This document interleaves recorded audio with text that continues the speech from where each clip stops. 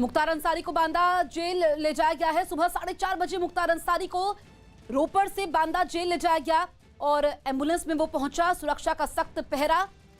अब मुख्तार अंसारी की ड्रोन से निगरानी होगी।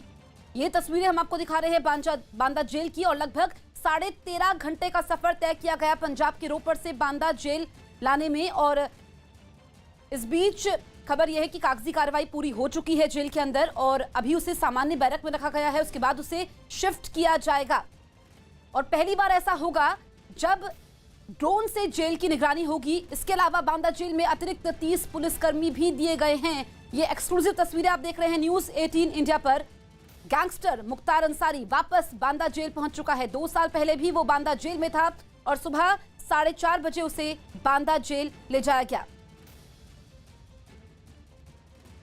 दरवाजे गेट खोल दिए गए हैं। बांदा जिला जेल के गेट खोल दिए गए हैं और ये तस्वीरें सबसे पहले न्यूज़ 18 आपको दिखा रहा है। मुख्तार अंसारी का इंतजार खत्म हुआ और मुख्तार अंसारी बांदा जेल में एक बार फिर आ गए हैं। ये सामने आप देख रहे हैं गाड़ियों का काफिला जो अब मुख्तार अंसारी का आ रहा है। ये सब गाड़ियां आ रही हैं जो मुख्तार अंसारी को लेके जाएंगे। गेट खुले हुए हैं और यहीं से जो है पहली गाड़ी डिप्टी एसपी की जो है अंदर गई है और ये दूसरी एम्बुलेंस से मुख्तार अंसारी अंदर गए हुए हैं। जहां से तीसरी गाड़ी और चौथी गाड़ी और इसके बाद 4 गाड़ियों को अंदर किया गया। 2 गाड़ियों को बैरिकेड के पहले रोक दिया गया है और केवल 2 गाड़ियां गेट नंबर 2 पर अंदर है जिसमें मुख्तार अंसारी और डिप्टी एसपी की गाड़ियां हैं। तो लंबे काउंटडाउन के बाद आखिरकार गेम ओवर हो गया है। मुख्तार अंसारी को रोपड़ से बांदा लाने का गेम ओवर हो गया है। यूपी पुलिस का मिशन सक्सेसफुल रहा। बिना किसी दिक्कत के बांदा जेल रोपड़ से मुख्तार अंसारी को लाया गया है। और ये देखिए इस वक्त बांदा जेल के अंदर है मुख्तार अंसारी।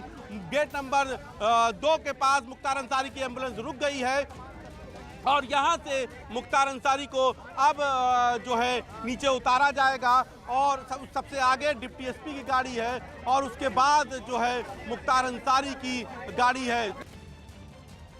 दीपक बिष्ट हमारे सहयोगी लाइव मौजूद हैं। दीपक, क्या इस वक्त मुख्तार अंसारी सामान्य बैरक में है या फिर शिफ्ट किया गया है? क्या अपडेट है? देखिए बिल्कुल गायत्री, इस वक्त मैं दिखाना चाहूँगा जसप्रीत, यहाँ पर जो इस वक्त माहौल है बिल्कुल अंदर का जो है वो पूरी तरह से सन्नाटा पसरा हुआ। लेकिन जो पुलिसकर्मी है वो किसी को भी अंदर झांकने तक नहीं दे रहे क्योंकि अंदर जो टीमें हैं वो कोविड-19 का जो टेस्ट उसका होगा, RT-PCR का, उसका टेस्ट किया जाएगा। साथ ही उसकी तैयारी चल रही है और वहीं दूसरी तरफ जेल मैनुअल के हिसाब से जो चीज़ें उन्हें मुहैया कराई जाएगी वो यहाँ पर मुहैया होंगी। लेकिन उससे पहले अभी तक कोई जेल प्रशासन की तरफ से या सुपरिटेंडेंट की तरफ से कोई ऐसा मीडिया को कोई मैसेज नहीं दिया गया है कि उसका जो कोविड टेस्ट हुआ है या नहीं है, उसको लेकर अभी तक कोई सूचना यहाँ पर जारी नहीं की गई है। लेकिन यहाँ पर सबसे पहले टेस्ट होगा, उसके बाद उसे बैरक में शिफ्ट किया जाएगा। और सबसे अहम चीज़ यही है कि पहले बैरक नंबर जो 15 थी उसको कहा गया था क्योंकि 2 सेल छोटी छोटी बनाई गई थी, उसे एक बैरक का रूप दिया गया था। लेकिन अब ये संभावना जताई जा रही है कि बैरक नंबर 16 में उसे शिफ्ट किया जाएगा। लेकिन उससे पहले उसका कोविड टेस्ट होगा। अगर कोविड पॉजिटिव आता है तो उसके बाद उसको दूसरी जगह शिफ्ट किया जा सकता है, यानी हॉस्पिटलाइज किया जा सकता है। लेकिन अभी ये संभावनाएं जो है टेस्ट के होने के बाद होगी क्योंकि अगर कोविड-19 के पॉजिटिव होने के बाद पेशेंट को रखने की व्यवस्था जो है जेल के अंदर होती है तो उसको वहां रखा जाएगा। फिलहाल ये सारी चीज़ें जो है कवायद डॉक्टरों की टीम कर रही है क्योंकि उससे पहले सुबह एक मुआयना किया गया था, उसको चाय ऑफर की गई थी, चाय पीने के लिए कहा गया था, लेकिन उसने हालांकि दिलचस्पी नहीं दिखाई। लेकिन वहीं दूसरी तरफ जो खाने का मैनुअल होता है, जो जेल मैनुअल के हिसाब से जो चीज़ें प्रोवाइड करवाई जाती है वो सारी चीज़ें उसके सामने अब रखी जाएंगी क्योंकि अब वो रोपड़ में नहीं बल्कि यूपी की बांदा जेल में शिफ्ट हो चुका है। और इसको लेकर मुख्तार अंसारी जो एक बहुत बड़ा बाहुबली जिसे कहा जाता था, जिसका अपना परचम पूर्वांचल में हो रहा था, वो अब इस बांदा जेल के अंदर है और यहाँ पर अब उसके खिलाफ जो मामले अब तक लंबित पड़े थे उन मामलों में सुनवाई होगी। बिल्कुल, तो मिशन यूपी पूरा हो चुका है। दीपक, लौटेंगे आपके पास, बने रहिए। दरअसल कल रोपड़ जेल से काफिला निकला था और लगभग 13.5 घंटे का सफर तय करते हुए काफिला आज सुबह 4:30 बजे बांदा जेल पहुंचा। पुलिस अधिकारी ने क्या कुछ कहा, सुन लेते हैं। हमारे साथ इस वक्त सीओ साहब हैं सत्य प्रकाश जी, क्योंकि इनके ही निर्देशन में रोपड़ से बांदा तक टीम आई थी। सर, किस तरह का अनुभव रहा क्योंकि वहां से यहाँ तक का बहुत अच्छा अनुभव रहा। हम लोग उच्चाधिकारियों के निर्देश से माननीय ADG साहब, IG साहब SP Banda sir, additional SP sir के मार्गदर्शन में इनको सकुशल रोपड़ पंजाब से लाके और हमने इनको सकुशल बांदा जेल में दाखिल कर दिया। कहीं किसी तरह की कोई समस्या नहीं आई है। मीडिया बंधुओं ने, सभी लोगों ने काफी कोऑपरेट किया है। कितने घंटे का समय रहा? लगभग 13.5 घंटे में हम लोग लेके आए हैं। लगभग 900 किलोमीटर पड़ता है। कहीं पर गाड़ियां रोकी नहीं गई खाने के लिए? वॉशरूम वगैरह के लिए जो हमारी नित्य क्रिया उसके लिए नित्य क्रिया के लिए जरूरत थी, केवल हमने वहाँ गाड़ी रोकी थी। बाकी कहीं कोई इस तरह की दिक्कत नहीं थी। मुख्तार अंसारी की स्वास्थ्य कैसा है सर? एकदम सही है, कहीं किसी प्रकार की कोई दिक्कत नहीं। इस तरह की बीमारियां थी, कहा जाता है कि तकलीफ वो लोग डॉक्टर साहब बता पाएंगे, उस संबंध में मुझे कोई जानकारी नहीं है, लेकिन फिलहाल वो वर्तमान में स्वस्थ हैं, ठीक है। तो साहब हमारे साथ सत्य प्रकाश थे। उनका कहना था कि पूरी तरह से उनका जो टारगेट था यहाँ तक पहुँचाना, उन्होंने वो किया और सकुशल उन्हें यहाँ पर पहुँचाया है। अब जो उनका स्वास्थ्य ठीक है, उसके साथ ही डॉक्टरों की मेडिकल टीम जो उसका चेकअप कर रही है। दीपक, आप भी पूरी रात काफिले के साथ मौजूद थे। आपसे जानना चाहेंगे कि मुख्तार अंसारी के क्या हाव भाव थे, कैसे गुजरी उसकी रात? देखिए, जिस तरह से एम्बुलेंस में उसे लाया गया था, क्योंकि रोपड़ से जब दोपहर के 2:07 पर रोपड़ जेल से उसे ले आया गया बांदा जेल के लिए, तो पूरा सफ़र जो उसका 13.5 घंटे का था वो काफ़ी पूरे कष्ट के साथ बिताया। क्योंकि जिस तरह से एक कैदी जो अपने जेल में रहता है उसको कष्ट होते हैं, उसी तरह का कष्ट वहाँ पर रहा। क्योंकि रात भर वो सोया नहीं, क्योंकि सड़क पर वो लगातार चलता रहा था। और उसको लेकर जो एम्बुलेंस लेकर चल रही थी उसमें डॉक्टर्स की टीम जरूर थी, लेकिन उसको स्लिप डिस्क की बीमारी है, उसका BP चेक किया जा रहा था। हालांकि खाने को लेकर उसने कोई ज़्यादा इच्छा नहीं जताई थी रात को, क्योंकि उसे पता था कि वो जिस जेल में जा रहा है उस जेल में वो पहली बार नहीं बल्कि उससे पहले भी साल 2017 के एक केस में वो इस जेल में रह चुका है। और बांदा जेल में पहले का जो उसका अनुभव था वो अलग था, लेकिन अब जो उसका अनुभव होगा वो बहुत ही अलग होगा, क्योंकि अब वो एक मुजरिम की तरह एक यहाँ पर उसके साथ ट्रीट किया जाएगा। और जाहिर सी बात है कि उसका जो पूरा हाव भाव का तरीका था, क्योंकि वो रास्ते भर में सिर्फ एक जगह पर रुका और वो है सट्टी पुलिस थाना, जहाँ पर उसने वॉशरूम की इच्छा जताई थी। जिसके बाद पुलिस कर्मियों ने पूरी बैरिकेड करके मीडिया को रोका और उसके बाद उसे वॉशरूम तक ले गए। और यही एक पल था, उसके अलावा उसको कहीं पर ना खाने के लिए रोका गया, ना ही पानी के लिए, क्योंकि सारी चीज़ें उसको गाड़ी के अंदर अवेलेबल करवाई गई थी। और यही वजह थी कि पुलिस कोई रिस्क नहीं लेना चाहती थी इस पूरे रास्ते में, इस पूरे रूट पर। और यही वजह थी कि 882 किलोमीटर से थोड़ा सा अधिक पड़ता है और इस पूरे रूट पर उसको कुछ भी ऐसी चीज़ें उपलब्ध नहीं कराई गई जो बाहर से ली जाए, क्योंकि सब कुछ उसकी एम्बुलेंस के अंदर दिया गया था और उसी को लेकर टीमें यहाँ पहुँची थी। और सुबह 4:31 पर बांदा जो जेल है उसके अंदर मुख्तार अंसारी की एंट्री करा दी गई। बिल्कुल, तो इसी बांदा जेल में इस वक्त मौजूद है मुख्तार अंसारी। और एक समय में खौफ का दूसरा नाम था मुख्तार अंसारी, लेकिन अब फिर से बांदा जेल पहुंच चुका है। दिल्ली के हौस खास इलाके से हैरान कर देने वाला एक वीडियो सामने आया, जिसमें कुछ लोगों ने चालान कटने पर सिविल डिफेंस के कर्मचारियों से मारपीट कर दी। बताया गया कि मास्क की जांच के दौरान जब एक कार को अचानक रोका गया तो उसके पीछे चल रही कुछ गाड़ियां उससे टकरा गईं, जिससे उस कार के ड्राइवर का गुस्सा 7वें आसमान पर पहुंच गया और वो आसपास के कुछ लोगों के साथ मिलकर सिविल डिफेंस के कर्मचारियों पर टूट पड़ा। इतना ही नहीं, उन लोगों ने सिविल डिफेंस कर्मचारियों को दौड़ा कर पीटा। उनके गुस्से को देखते हुए वहां मौजूद ट्रैफिक पुलिस वाले भी उन्हें शांत कराने की हिम्मत नहीं जुटा सके। इस दौरान कुछ महिला कर्मचारियों पर भी हमले की कोशिश की गई, लेकिन कुछ लोगों ने बीच बचाव कर ऐसा नहीं होने दिया। इससे पहले सिविल डिफेंस का एक कर्मचारी हंगामा करने वालों में एक आदमी को अपनी बेल्ट से पीटता हुआ दिखाई दिया। हालांकि कुछ ही देर में उसे शांत करा दिया गया। खबर है कि मारपीट का ये मामला पुलिस तक पहुंचा और फिर दोनों पक्षों की तरफ से केस दर्ज कर लिया। मध्य प्रदेश के इंदौर से एक डराने वाला वीडियो सामने आया है। यहां पर 2 पुलिसकर्मी एक रिक्शे वाले को पीटते नजर आए, जिसके बाद पुलिस वालों ने बीच सड़क पर उसकी पिटाई कर दी। दोनों पुलिस वाले कभी लात तो कभी घूंसों से उसे पीटते दिखे। इस बीच पिट रहे रिक्शा ड्राइवर के बेटे ने अपने पिता को छोड़ने की अपील की, मगर इन पुलिस वालों पर इसका कोई असर नहीं हुआ।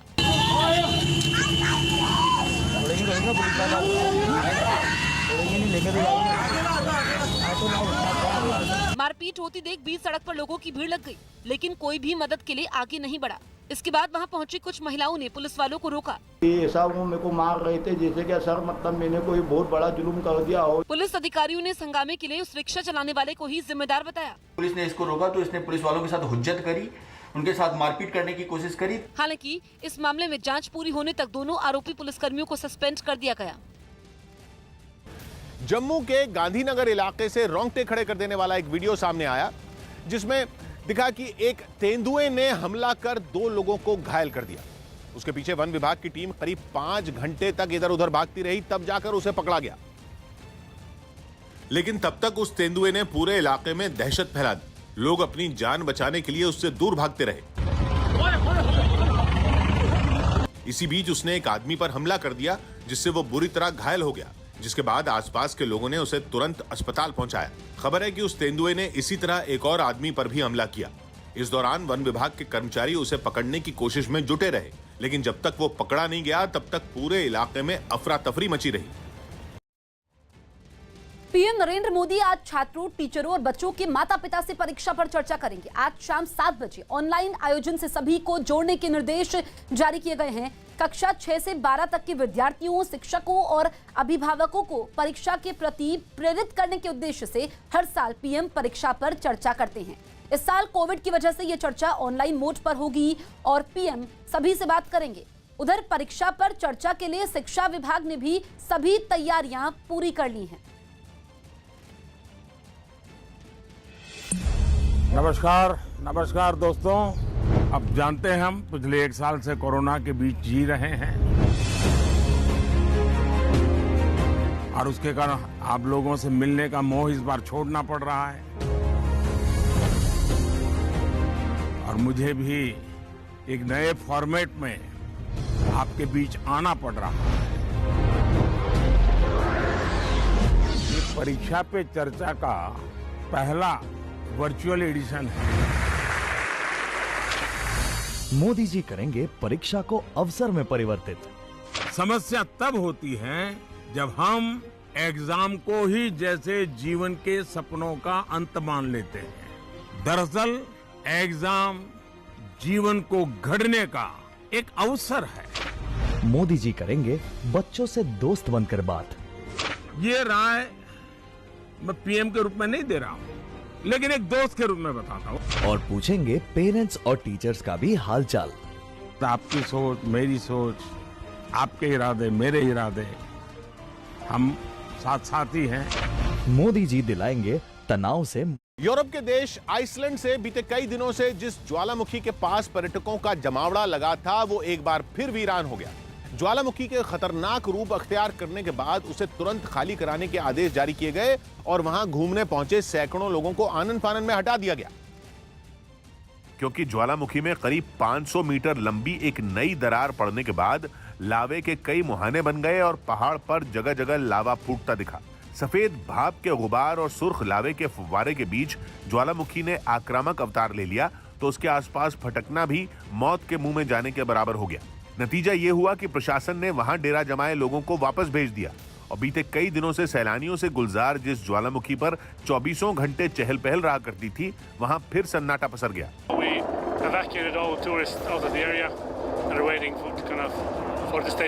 राहत और बचाव टीम के सदस्य ज्वालामुखी में होती हलचल पर नजर गड़ाए दिखे। सदियों से शांत रहने के बाद पिछले महीने ये ज्वालामुखी अचानक फट गया था। इलाके में करीब 800 साल बाद ज्वालामुखी फटने की खबर जंगल की आग की तरह फैली और अपनी आंखों के आगे खौलते लावे को देखने के लिए लोगों का तांता लग गया। अब तक करीब 30,000 लोग इस ज्वालामुखी को देख चुके हैं। जम्मू कश्मीर के श्रीनगर में सुरक्षा बल के जवानों ने आतंकवादियों के छिपे होने की जानकारी मिलने के बाद तलाशी अभियान चलाया। श्रीनगर के शाह हमदन कॉलोनी गुलाब बाग में यह तलाशी अभियान चलाया गया। बताया गया कि 2 से 3 आतंकवादियों के छिपे होने की जानकारी के बाद सुरक्षा बल के जवानों ने पूरे इलाके को घेरा और आतंकवादियों की तलाश तेज कर दी।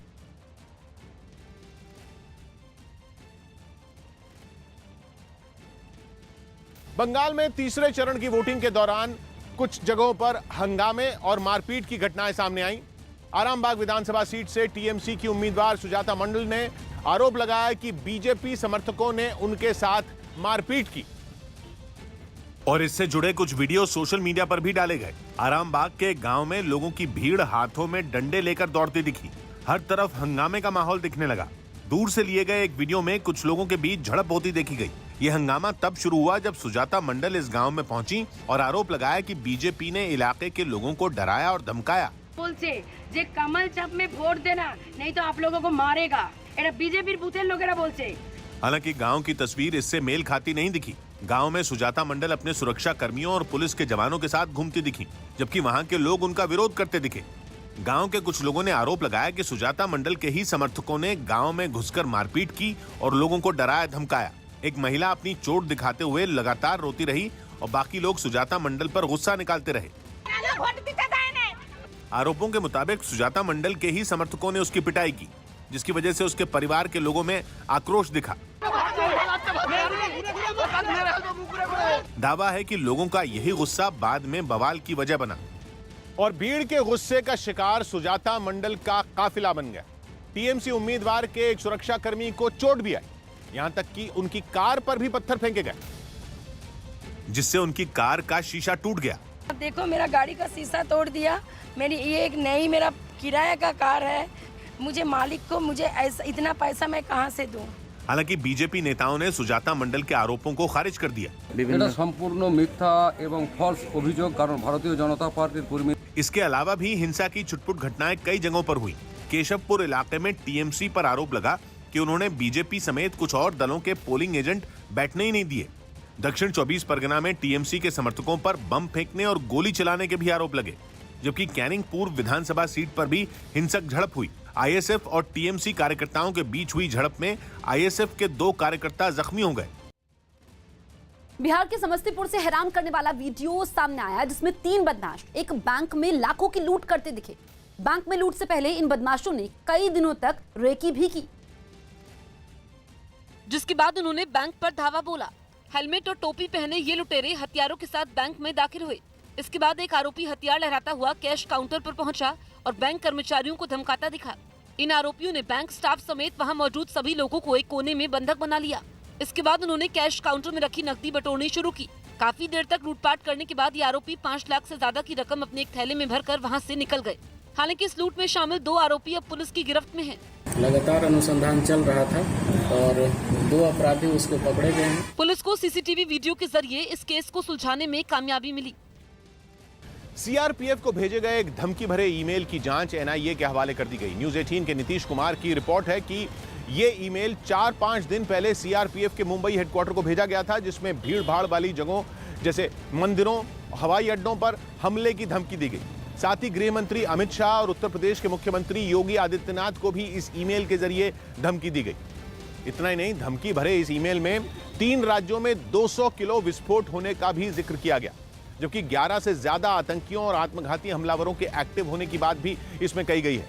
मामले की गंभीरता को देखते हुए इसकी जांच फौरन एनआईए को सौंप दी गई, जो इस ईमेल को भेजने वाले की तलाश में जुटी हुई है। फिल्म द बिग बुल का एक और प्रोमो जारी हुआ।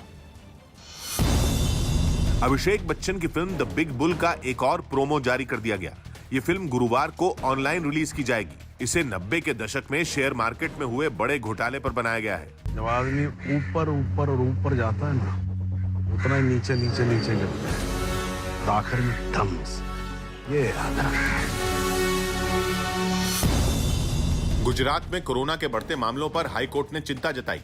अदालत ने राज्य सरकार से जल्द इस पर कोई सख्त कदम उठाने को कहा। यही नहीं, कोर्ट ने जरूरत पड़ने पर लॉकडाउन लगाने की भी सलाह दी। हाईकोर्ट को एक चिंता थी कि ये जो संक्रमण बढ़ रहा है उसमें सरकार क्या सोच रही है। पश्चिम बंगाल के कूच बिहार में प्रधानमंत्री मोदी की रैली में एक महिला की तबीयत अचानक बिगड़ गई, जिसके बाद पीएम ने तुरंत उस महिला की मदद के लिए अपने डॉक्टरों की टीम भेजी। देखिए, कोई मेरे साथ जो डॉक्टर हैं, जरा देखिए वो माता जी को जरा पानी वगैरह दीजिए। यूपी के हरदोई में होने वाले पंचायत चुनाव से पहले एक अवैध हथियार फैक्ट्री का पर्दाफाश किया गया। वहां पुलिस ने इन अवैध हथियारों के साथ 3 आरोपियों को गिरफ्तार कर लिया।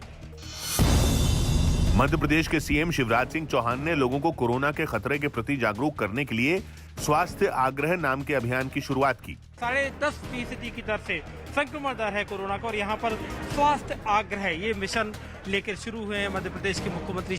इस अभियान की एक वजह यह भी है कि मध्य प्रदेश के कई जिलों में कोरोना मरीजों की तादाद बहुत तेजी से बढ़ रही है। मास्क लगाने के प्रति उदासीनता है, इसके लिए लोगों को जागरूक करना पड़ेगा। इस कार्यक्रम के मंच पर दिग्विजय सिंह के भाई और कांग्रेस विधायक लक्ष्मण सिंह भी पहुंचे। हालांकि उन्होंने शिवराज सरकार के कार्यक्रम में शामिल होने की अटकलों को खारिज कर दिया। लोगों को तो लगा था सर कि स्वास्थ्य आग्रह में पता चला कि आप पार्टिसिपेट करने आ गए। नहीं, मैं अपने क्षेत्र की समस्या लेकर आया था। इटली की राजधानी रोम में कोरोना की वजह से लगाई गई पाबंदियों के विरोध में लोगों ने हंगामा किया। कोरोना के बढ़ते मामलों की वजह से वहां सख्त नियम लागू हैं, जिसके विरोध में बड़ी संख्या में लोग रोम की सड़कों पर उतरे। इन प्रदर्शनकारियों में कई रेस्टोरेंट मालिक और छोटे कारोबारी हैं, जो सरकार के सख्त फैसलों से सबसे ज्यादा परेशान हैं। यही वजह रही कि इन प्रदर्शनकारियों ने इटली की संसद के पास जमा होकर सरकार से नियमों में ढील देने की मांग की। इस बीच गुस्साई भीड़ ने वहां लगी बैरिकेडिंग को तोड़ दिया, जिसके बाद पुलिस और प्रदर्शनकारी आमने सामने आ गए। पुलिस वालों ने बेकाबू भीड़ को काबू करने की काफी कोशिश की, लेकिन वो हंगामा करते लोगों के आगे बेबस नजर आए। पुलिस और प्रदर्शनकारियों की भिड़ंत की ऐसी तस्वीरें रोम के दूसरे इलाकों से भी सामने आई। पश्चिम बंगाल के उलुबेड़िया में टीएमसी नेता के घर से ईवीएम और वीवीपैट मशीनें मिलने पर चुनाव आयोग ने कड़ी कार्रवाई की। चुनाव आयोग ने इस लापरवाही के लिए जिम्मेदार अधिकारी को तुरंत निलंबित कर दिया और टीएमसी नेता गौतम घोष के घर से मिली सभी ईवीएम को भी मतदान प्रक्रिया से अलग कर दिया। इससे पहले टीएमसी नेता के घर पर ईवीएम मिलने की खबर जैसे ही फैली तो कई लोगों ने वहां पहुंचकर हंगामा शुरू कर दिया। गुस्साए लोगों ने उस अधिकारी को भी बंधक बना लिया जो ईवीएम लेकर टीएमसी नेता के घर पहुंचा था। बाद में सुरक्षा बल के जवान वहां पहुंचे और सख्ती दिखाते हुए उन्होंने सब लोगों को वहां से खदेड़ दिया।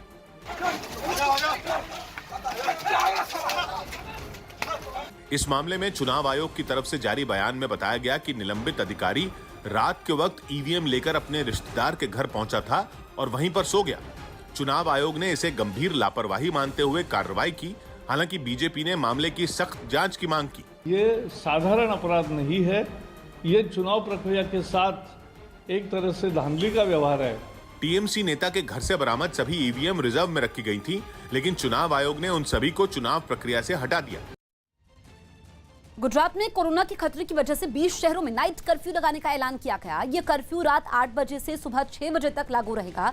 इसके अलावा बड़े कार्यक्रम करने पर भी रोक लगा दी गई है, जबकि सरकारी दफ्तर शनिवार को बंद रहेंगे। दिल्ली में कोरोना मरीजों की लगातार बढ़ती संख्या को देखते हुए केजरीवाल सरकार ने राजधानी में नाइट कर्फ्यू लगाने का ऐलान कर दिया। राजधानी में पिछले कई दिनों से रोजाना 3,500 से ज्यादा मरीज सामने आ रहे हैं। वहीं कोरोना से मरने वालों की तादाद भी बढ़ती जा रही है और यही वजह रही कि सरकार ने सख्ती बरतते हुए दिल्ली में नाइट कर्फ्यू लगा दिया। इसके साथ ही भीड़ भाड़ वाली जगहों पर लाउडस्पीकर के जरिए लोगों से मास्क पहनने और सोशल डिस्टेंसिंग का पालन करने की अपील भी की गई। सोशल डिस्टेंस बना के रहें, मास्क लगा के रहें, मास्क को उतारे नहीं। दिल्ली सरकार कोरोना को कंट्रोल करने के जितने तरह के मेथोडोलॉजी है और जितने इनोवेटिव आइडियाज हैं उन सारे चीजों पे काम कर रही है। लेकिन इस मुद्दे पर सियासत भी शुरू हो गई। कांग्रेस ने इस फैसले पर ही सवाल खड़े कर दिए। लॉकडाउन सॉल्यूशन नहीं है और 10 से सुबह 5 बजे का क्या औचित्य है। वहीं बीजेपी ने सरकार पर कोरोना की जांच में तेजी नहीं लाने का आरोप लगाया। कर्फ्यू लगाया अच्छी बात है, परंतु इसके अलावा और भी इनको यत्न करने पड़ेंगे।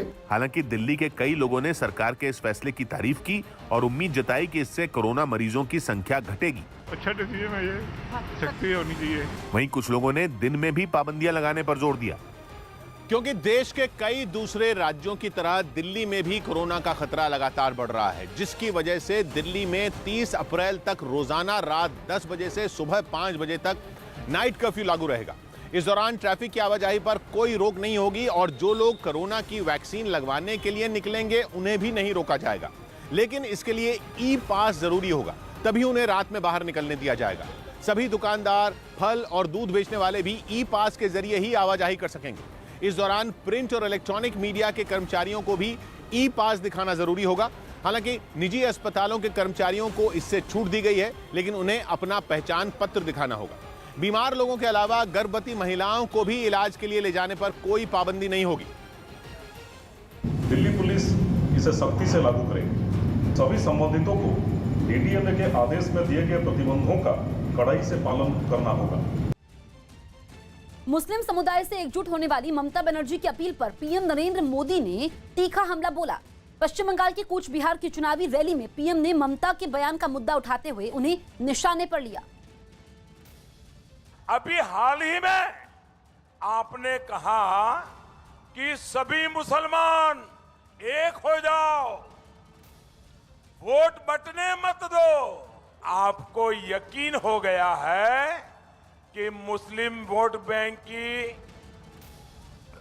आपकी जो ताकत आप मानती थी, वो मुस्लिम वोट बैंक भी आपके हाथ से निकल गया है। इसी से पता चलता है कि आप इलेक्शन हार गई है। पश्चिम एशिया के देश जॉर्डन में राज परिवार में सत्ता के लिए चल रही रस्साकशी के बीच वहां की सेना ने एक अभ्यास करके अपनी ताकत परखी। इस मिलिट्री ड्रिल की टाइमिंग अहम इसलिए है क्योंकि जॉर्डन के किंग अब्दुल्ला और उनके सौतेले भाई में तनाव चल रहा है और 3 दिन पहले तो उनके सौतेले भाई ने खुद को घर में नजरबंद करने तक का आरोप लगा दिया था, जिसके बाद जॉर्डन की सेना के शक्ति प्रदर्शन का यह वीडियो सामने आया। तस्वीरों में उत्तरी जॉर्डन की किसी अज्ञात जगह पर आसमान में कई हेलीकॉप्टर मंडराते नजर आए और उनके जमीन पर उतरते ही फुर्तीले जवानों ने तुरंत मोर्चा संभाल लिया। एक के बाद एक इतनी गोलियां दागी गईं कि वीरान इलाका गोलियों की गड़गड़ाहट से गूंज उठा। थल सेना के साथ वायुसेना ने भी अपनी ताकत दिखाई। दुश्मन के छक्के छुड़ाने के लिए विमान उड़ान भरकर हवा में पहुंचे और फिर जमीन पर बमों की बरसात शुरू हो गई। हालांकि कयास लगाए जा रहे हैं कि सेना के इस अभ्यास का जॉर्डन में चल रही सियासी उठापटक से कोई लेना देना नहीं था, क्योंकि इस तरह की बड़ी ड्रिल काफी पहले ही प्लान कर ली जाती है। पश्चिम बंगाल में गृह मंत्री अमित शाह आज अलग अलग इलाकों में रोड शो करेंगे। सबसे पहले दोपहर 12 बजे वो सिंगूर में रोड शो करेंगे। उसके बाद वो डोमजुड़ पहुंचेंगे, जहां वो लोगों से मुलाकात करने के साथ ही रोड शो करेंगे। इसके बाद वो दोपहर करीब 3 बजे हावड़ा जाएंगे और वहां भी रोड शो करके लोगों से पार्टी के लिए वोट मांगेंगे। शाम को करीब 5 बजे अमित शाह बेहला पूर्व जाएंगे और एक रोड शो करेंगे। ओडिशा की राजधानी भुवनेश्वर में बिजली की दरों में बढ़ोतरी के विरोध में कांग्रेस ने जमकर हंगामा किया। पार्टी का आरोप है कि बिजली कंपनी की मनमानी के बावजूद सरकार हाथ पर हाथ धरे बैठी है। और इसके विरोध में कांग्रेस कार्यकर्ताओं ने बिजली विभाग के एक दफ्तर में जबरदस्ती घुसने की कोशिश की, लेकिन पार्टी नेताओं और कार्यकर्ताओं को पुलिस ने गेट पर ही रोक दिया, जिस पर वो भड़क गए और उसे तोड़ने लगे। इस बीच कुछ कार्यकर्ता उस गेट पर चढ़ गए। उन्होंने अंदर जाने की कोशिश की, हालांकि उनकी ये कोशिश भी नाकाम साबित हुई। हंगामा बढ़ता देख आखिरकार पुलिस ने कांग्रेस के कुछ नेताओं और कार्यकर्ताओं को दफ्तर में जाने की मंजूरी दे दी। पश्चिम बंगाल में आज योगी आदित्यनाथ भी 3 रैलियां करेंगे और बीजेपी उम्मीदवार के पक्ष में वोट मांगेंगे। सुबह 11 बजे उनकी पहली रैली जलपाईगुड़ी में होगी, जिसके बाद वो करीब 1 बजे कारसियांग जाएंगे और वहां भी एक रैली में हिस्सा लेंगे। इसके बाद योगी आदित्यनाथ की अंतिम रैली कालियागंज में होगी। वो करीब 3:45 पर कालियागंज पहुंचेंगे और जनसभा का हिस्सा बनेंगे।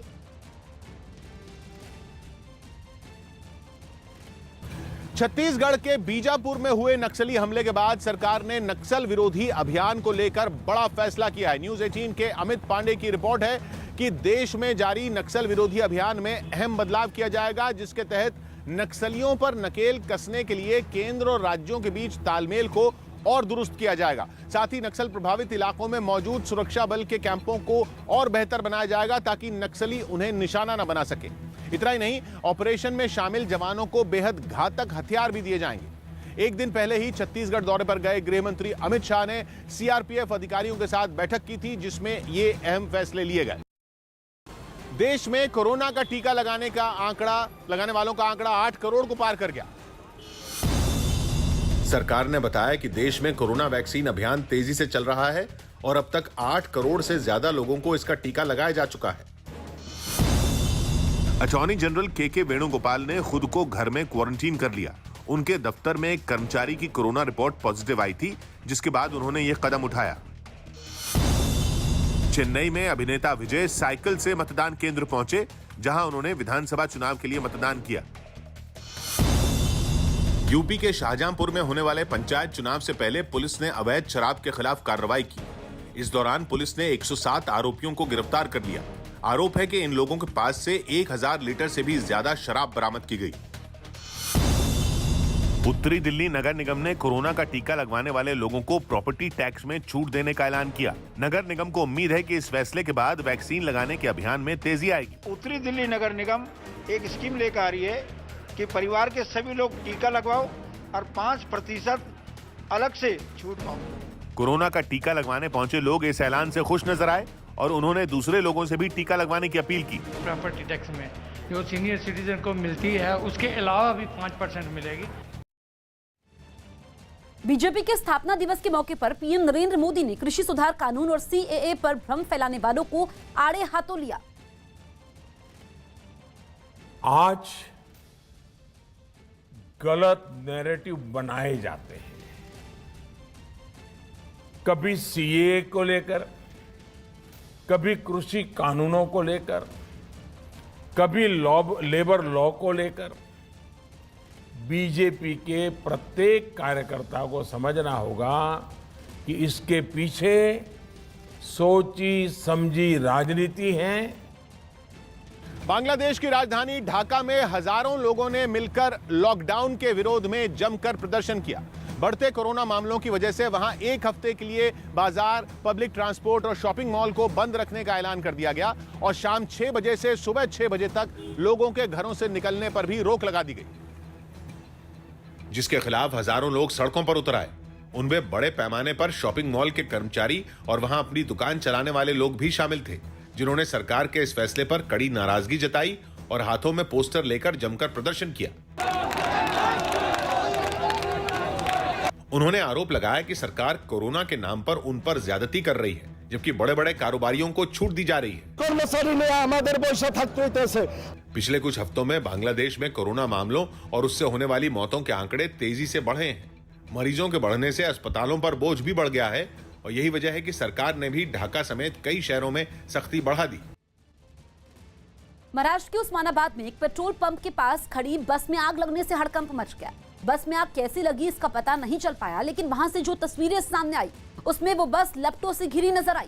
बस की खिड़कियों से भी जोरदार लपटें निकलती दिखाई दी। पेट्रोल पंप से कुछ मीटर की दूरी पर खड़ी बस में आग लगने की वजह से वहां हड़कंप मच गया। जानकारी मिलते ही दमकल की गाड़ी वहां पहुंची और आग बुझाने का काम शुरू किया। थोड़ी देर की मशक्कत के बाद बस में लगी आग को बुझा लिया गया, लेकिन इस हादसे में बस पूरी तरीके से जलकर राख हो गई। राजस्थान के जोधपुर की फलौदी जेल से 16 कैदियों के फरार होने के मामले में प्रशासन ने 4 अधिकारियों को सस्पेंड कर दिया। एक दिन पहले हुई इस घटना में सभी कैदी वहां तैनात सुरक्षा कर्मियों की आंखों में मिर्च पाउडर डालकर फरार हुए थे, जिनका एक सीसीटीवी वीडियो भी सामने आया। वीडियो में जेल के बाहर पहले एक कैदी भागता हुआ नजर आया, उसके पीछे दूसरा, फिर तीसरा और बाद में जेल से फरार सभी कैदी तेज कदमों से भागते दिखे। जेल से थोड़ी दूरी पर एक सफेद गाड़ी खड़ी थी। सभी कैदी उस गाड़ी में बैठ गए और वहां से निकल गए। जिन सुरक्षा कर्मियों की आंखों में मिर्च पाउडर डालकर ये कैदी फरार हुए, उनमें एक सुरक्षा कर्मी की तस्वीर भी सामने आई। घटना के बाद कुर्सी पर बैठी वो सुरक्षा कर्मी दर्द से कराहती नजर आई। इस घटना ने प्रशासन की नींद उड़ा दी, जिसके बाद लापरवाही के आरोप में 4 अधिकारियों को निलंबित कर दिया गया। These 16 prisoners, they've made the biggest mistake of their life. Jail break की इतनी बड़ी घटना के बाद राजस्थान की सीमाओं पर सख्ती बढ़ा दी गई, ताकि कोई भी कैदी राज्य की सीमाओं से बाहर न जा सके। राजस्थान के झालावाड़ में सरकारी जमीन पर किए गए अतिक्रमण को नगर परिषद की टीम ने ध्वस्त कर दिया।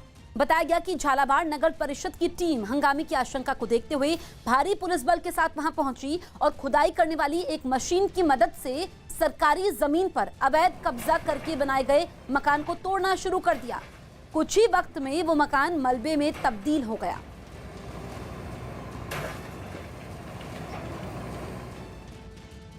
भारतीय सेना को आधुनिक तकनीक से लैस करने की योजना पर तेजी से काम किया जा रहा है। न्यूज 18 के संदीप बोल की रिपोर्ट है कि अगले 3-4 साल में करीब 1 लाख सैनिकों को कम करने का प्लान है और इससे जो पैसा बचेगा उसका इस्तेमाल सेना को आधुनिक बनाने में किया जाएगा। इस बात की जानकारी सीडीएस बिपिन रावत ने इसी साल मार्च में रक्षा मंत्रालय की संसदीय समिति को दी थी, जिसमें बताया गया कि जवानों को नई राइफल और आधुनिक सर्वेलेंस सिस्टम से लैस किया जा रहा है, ताकि जंग के बदलते तौर तरीकों के हिसाब से भारतीय सेना और भी ज्यादा मजबूत हो सके। सबको टीका नहीं लगाने पर केंद्र सरकार ने अपना रुख साफ किया। कोरोना के लगातार बढ़ रहे मामलों पर केंद्र सरकार ने बताया कि अगले 4 हफ्ते देश के लिए काफी नाजुक हैं। साथ ही स्वास्थ्य मंत्रालय ने सभी को टीका लगाने की मांग पर भी जवाब दिया। मंत्रालय ने साफ किया कि देश में फिलहाल सभी उम्र के लोगों को कोरोना का टीका नहीं लगाया जाएगा। उद्देश्य हमेशा ये होता है जिसको जरूरत है उसको टीका दिया, तो ये चीज ध्यान में रखनी होगी। राजस्थान के दौसा में एक पुजारी की मौत के 5 दिन बीत जाने के बावजूद उसके शव का अंतिम संस्कार नहीं किया गया। गुस्साए लोगों ने उन बदमाशों पर कार्रवाई की मांग की जिन पर आरोप है कि उन्होंने मंदिर की जमीन जबरन अपने नाम करवा ली थी। बताया गया कि इससे उस पुजारी को सदमा लगा और बाद में उसकी मौत हो गई। पुजारी है सिंबू नाम का, तो उसको तहसील में ले गए और जबरन रजिस्ट्री करा ली। इस प्रदर्शन में बीजेपी के राज्यसभा सांसद किरोड़ी लाल मीणा भी शामिल हुए। उन्होंने भी पुजारी के शव के साथ वहां धरना दिया। हम जब तक नहीं हटने वाले हैं, जब तक मंदिर माफी की जमीन से कब्जे नहीं हट जाएंगे। गुजरात के सूरत में 14 साल के एक बच्चे की कोरोना से मौत हो गई। बताया गया कि इलाज शुरू होने के सिर्फ 5 घंटे में ही उसने दम तोड़ दिया। महाराष्ट्र के पुणे में कोरोना से हालात काफी बिगड़ गए। बढ़ते मरीजों की वजह से अस्पतालों में वेंटिलेटरों की कमी हो गई। ममता बनर्जी ने अपनी एक रैली में बीजेपी पर चुनाव में नोट बांटने का आरोप लगाया, जिस पर सियासी बवाल मच गया। ममता ने लोगों से पैसे लेकर भी बीजेपी को वोट न देने की अपील की। 500 रुपया देगा, एक वोट दे दो बीजेपी को। रुपया ले लो लेकिन वोट मत दो, और रुपया आपका रुपया है, और रुपया आपका रुपया है, वोट मत दो। जवाब प्रधानमंत्री नरेंद्र मोदी ने चुनावी रैली में मंच से दिया। उन्होंने ममता बनर्जी पर बंगाल के लोगों के अपमान का आरोप लगाया। पैसे मिलने वाले हैं इसलिए आए हैं क्या? ये दीदी आप पर झूठा आरोप लगाती है कि नहीं लगाती? ये दीदी आपको बदनाम कर रही है कि नहीं कर रही है? दीदी ने आपका अपमान किया है कि नहीं किया है? दीदी को सजा दोगे कि नहीं दोगे?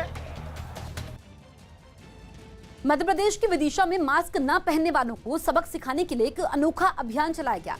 वहां पुलिस ने कोरोना नियमों का पालन नहीं करने वालों के खिलाफ अभियान छेड़ रखा है और इसी कड़ी में जो लोग बिना मास्क लगाए घूमते पाए गए उन्हें पुलिस ने अनोखी सजा दी। पुलिस ने लोगों के लिए एक खास तरह का कटआउट बनवाया था जिसे कोरोना दूत का नाम दिया गया। जो भी बिना मास्क घूमते मिला उसकी इसी कटआउट के साथ फोटो खींची गई और उनसे कोरोना पर निबंध लिखवाया गया। इस बीच कई लोगों को इसी तरह समझाने की कोशिश की गई। पकड़े जाने वाले लोग भी दोबारा ऐसी लापरवाही न करने और दूसरों को भी जागरूक करने का वादा करने के बाद ही छोड़े गए।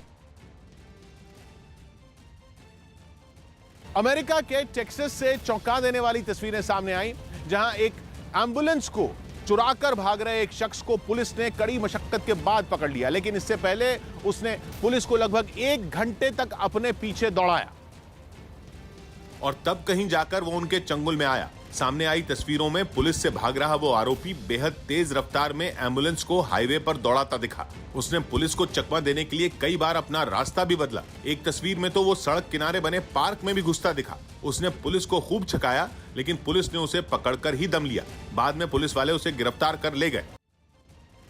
मध्य प्रदेश के इंदौर में मास्क नहीं पहनने पर पुलिस वालों ने एक रिक्शा चलाने वाले को बीच सड़क पर जमकर पीट दिया। 2 पुलिस वाले मिलकर इस रिक्शा चालक को ऐसे पीटते रहे जैसे वो कोई आतंकी हो।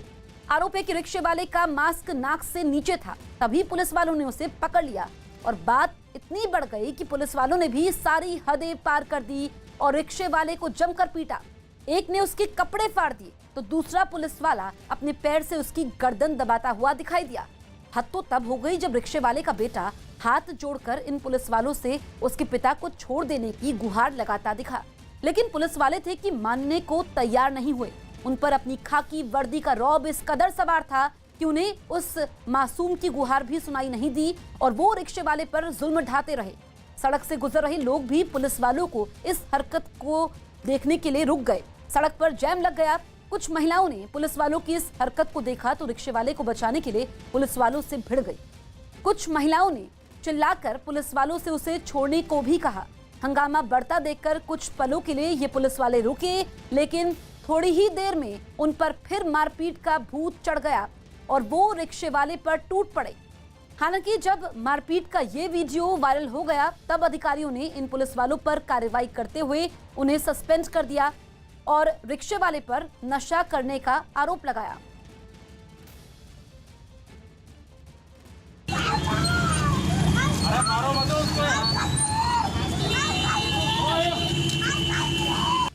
देखने तो मेरे पापा का थोड़ा सा मास्क खुला था, तो मेरे पापा ने बोला था कि मास्क पहन लिया मैंने सर, तो कि तू मास्क है ना, जब देखो मास्क खुलता रहता है, तेरा क्या करे, तो इसे ना कॉलर पकड़ ली। पुलिस ने इसको रोका तो इसने पुलिस वालों के साथ हुज्जत करी, उनके साथ मारपीट करने की कोशिश करी, तो फिर ये घटना हुई। जिसने भी वीडियो बनाया उसका प्रथम पार्ट इसने काट दिया और दूसरा पार्ट जो है इसको वायरल कर रहे हैं। हालांकि ये कहीं से भी उचित नहीं है कि कोई भी पुलिसकर्मी जो है आम जनता के साथ में इस तरह का बर्ताव करे, तो भी इसलिए इनको सस्पेंड करके और एसपी ऑफिस अटैच किया गया है। मुंबई में कोरोना के मरीजों की बढ़ती तादाद के बीच प्रशासन ने भी सख्ती बरतनी शुरू कर दी है। वहां नियमों का पालन नहीं करने वालों पर कड़ी कार्रवाई की गई, जिसकी कुछ तस्वीरें मुंबई के दादर बाजार से सामने आई। वहां बीएमसी ने नियमों का पालन नहीं करने वाले दुकानदारों पर कार्रवाई की और उनका सामान उठाकर अपनी गाड़ी में लाद दिया। बाजार में मास्क लगाने के साथ तय दूरी बनाए रखने का नियम सबके लिए जरूरी है, लेकिन वहां इसकी धज्जियां उड़ती नजर आईं। जिसके बाद बीएमसी के कर्मचारियों ने नियम तोड़ने वाले दुकानदारों पर कार्रवाई की। बीएमसी जो है पूरी तरीके से कार्रवाई कर रही है और लोगों के जो भी विक्रेता हैं, जो भी यहाँ भीड़ लगा रहे हैं, उन सबके सामान जो है अपनी गाड़ी में भर के लेके जा रही है। मुंबई के भीड़ भाड़ वाले क्रॉफर्ड मार्केट में भी इस सख्ती का असर दिखा। वहां ज्यादातर दुकानें बंद दिखी। जो दुकानें खुली भी थीं, उनमें भी इक्का दुक्का लोग ही नजर आए। हालांकि वहां काम करने वाले लोग इन पाबंदियों पर सवाल उठाते भी दिखे। पुलिस वाले बोले 144 लागू हो गया है, मतलब आम जनता तो इसमें मर जाएगी। इनमें कई लोग तो दिहाड़ी मजदूर भी थे जो काम न मिलने से मायूस नजर आए। गुजरात में कोरोना की वजह से सरकार और प्रशासन की मुश्किलें बढ़ गई हैं। वहां एक दिन में 3280 नए कोरोना मरीज मिलने से संकट गहरा गया है, जबकि एक दिन में 17 लोगों की कोरोना की वजह से मौत हो गई। अहमदाबाद में एक दिन में 817 नए केस सामने आए। कोरोना की वजह से गुजरात हाईकोर्ट भी 10 से 14 अप्रैल तक बंद कर दिया गया और सैनिटाइजेशन के आदेश दिए गए। गुजरात यूनिवर्सिटी ने 12 अप्रैल से शुरू होने वाली परीक्षाओं को अगले आदेश तक रद्द कर दिया। दिल्ली सरकार ने दावा किया कि प्रदूषण से निपटने के लिए उसने केंद्र के दिए लक्ष्य से भी ज्यादा पौधे लगाए। न्यूज़ 18 के जावेद मंसूरी की रिपोर्ट है कि पिछले साल केंद्र सरकार ने दिल्ली सरकार को करीब 15 लाख पौधे लगाने का लक्ष्य दिया था, जिससे दिल्ली की हवा को साफ किया जा सके। लेकिन दिल्ली सरकार ने दावा किया कि उसने करीब 32 लाख पौधे लगाकर केंद्र के दिए लक्ष्य को बहुत पीछे छोड़ दिया। दिल्ली में पिछले साल 10 जुलाई से 26 जुलाई के बीच पौधे लगाने का यह अभियान चलाया गया, जिसमें पीपल, गुड़हल और बबूल के पौधे लगाए गए। ये पौधे हवा को स्वच्छ करने में काफी कारगर माने जाते हैं। कुछ रिपोर्ट में दावा किया गया कि दिल्ली सरकार के इस अभियान के बाद दिल्ली के प्रदूषण में 15 से 20% तक कमी आई। मुंबई के पूर्व पुलिस कमिश्नर परमबीर सिंह की शिकायत के बाद अब सीबीआई की टीम महाराष्ट्र के पूर्व गृह मंत्री अनिल देशमुख के खिलाफ जांच में जुट गई है। सीबीआई की एक टीम जांच के लिए मुंबई भी पहुंच गई और सीबीआई ने जांच के लिए वहां पर कार्रवाई शुरू कर दी है। इससे एक दिन पहले बॉम्बे हाईकोर्ट ने मुंबई पुलिस के पूर्व कमिश्नर परमबीर सिंह के आरोपों से संबंधित याचिका पर सुनवाई करते हुए सीबीआई जांच के आदेश दिए। 100 करोड़ की वसूली के आरोपों में घिरे महाराष्ट्र के पूर्व गृह मंत्री अनिल देशमुख ने बॉम्बे हाईकोर्ट के फैसले को सुप्रीम कोर्ट में चुनौती दी। न्यूज़ 18 के एहतशाम खान की रिपोर्ट है कि मुंबई के पूर्व पुलिस कमिश्नर परमबीर सिंह के आरोपों पर बॉम्बे हाईकोर्ट ने अनिल देशमुख के खिलाफ जो सीबीआई जांच का आदेश दिया है, उस जांच के आदेश को रद्द करने की मांग करते हुए अनिल देशमुख ने सुप्रीम कोर्ट में याचिका दायर की। याचिका में अनिल देशमुख की तरफ से सवाल उठाया गया कि क्या हाईकोर्ट को राज्य सरकार की जांच पर भरोसा नहीं है। साथ ही केंद्र पर सीबीआई के राजनीतिक इस्तेमाल का आरोप लगाते हुए अनिल देशमुख ने जांच के आदेश को चुनौती दी। इस मामले की जल्द सुनवाई के लिए याचिका के साथ एक अर्जी भी सुप्रीम कोर्ट में दायर की गई। जस्टिस एनवी रमन्ना 24 अप्रैल को चीफ जस्टिस ऑफ इंडिया के पद की शपथ लेंगे। जस्टिस एनवी रमन्ना देश के अगले मुख्य न्यायाधीश होंगे। राष्ट्रपति रामनाथ कोविंद ने उनके नाम को मंजूरी दे दी। अब वो 24 अप्रैल को देश के 48वें मुख्य न्यायाधीश के रूप में शपथ लेंगे। महाराष्ट्र में धारा 144 लगा दी गई। सरकार की ओर से यह कदम कोरोना से निपटने के लिए उठाया गया। इस फैसले के बाद बीएमसी ने मुंबई में जगह जगह कोरोना के रैपिड टेस्ट करने भी शुरू कर दिए। हम अभी खड़े हैं गेटवे ऑफ इंडिया के पास, जहां महाराष्ट्र सरकार ने जो है वो रैंडम टेस्टिंग भी बढ़ा दी है। राजस्थान में बढ़ते कोरोना के मामलों की वजह से जोधपुर में नाइट कर्फ्यू लगा दिया गया। अब रात 8 बजे से सुबह 6 बजे तक लोग बेवजह बाहर नहीं घूम पाएंगे। ये सख्ती वहां 19 अप्रैल तक लागू रहेगी। मेजबान दक्षिण अफ्रीका और पाकिस्तान के बीच दोपहर में तीसरा और आखिरी वनडे मैच खेला जाएगा। ये मैच भारतीय समय के मुताबिक दोपहर 1:30 बजे से शुरू होगा। दोनों टीमें सीरीज में एक-एक मैच जीतकर बराबरी पर हैं। राजस्थान में कोरोना के 2236 नए मरीज मिलने से मुश्किलें बढ़ गई हैं। सरकार की सख्ती के बाद भी लापरवाही की वजह से कोरोना के मामले फिर से बढ़ गए हैं। अकेले जयपुर से एक दिन में 413 कोरोना के मामले सामने आए, जिसके बाद प्रदेश